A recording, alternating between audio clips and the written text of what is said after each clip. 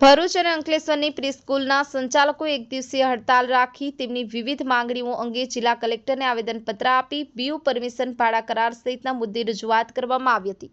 એક દિવસીય હડતાળ પાડી રજૂઆતો કરાઈ છે। રાજ્યમાં પ્રીસ્કૂલની નોંધણીને લઈને હજુ પણ મડાગાંઠ ઉકેલાઈ નથી, જેથી નર્સરી, સિનિયર અને જુનિયર કેજી ચલાવતી પ્રીસ્કૂલો એ જ ધમધમી રહી છે।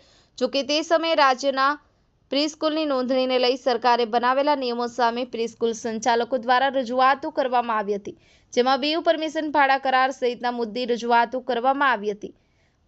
આ મામલે હજુ કોઈ નિરાકરણ નહીં આવતા હવે પ્રીસ્કૂલના સંચાલકો સરકારની ભાડા કરાર બીયુ મામલે યોગ્ય નિર્ણય કરવા પ્રદર્શન કરાયું હતું।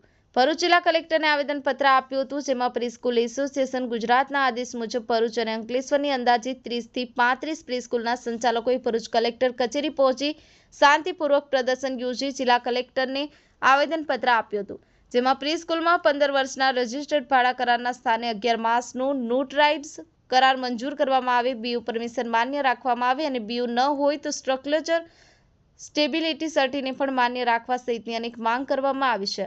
બ્યુરો રિપોર્ટ, ગુજરાત અદ્ભુત ન્યૂઝ ગુજરાતી, રમેશ સત્યની સાથે।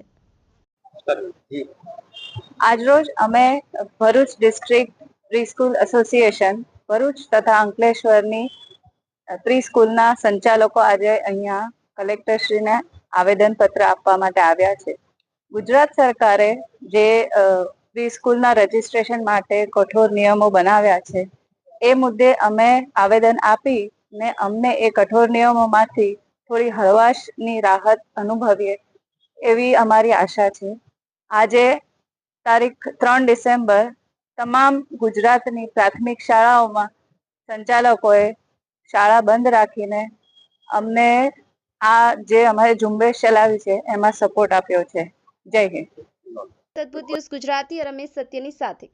આપણી આસપાસ બનતી ઘટનાના સમાચાર જોવા માટે ગુજરાત અદ્ભુત ન્યૂઝ ગુજરાતીને લાઇક કરો, શેર કરો, ચેનલને સબસ્ક્રાઇબ કરો।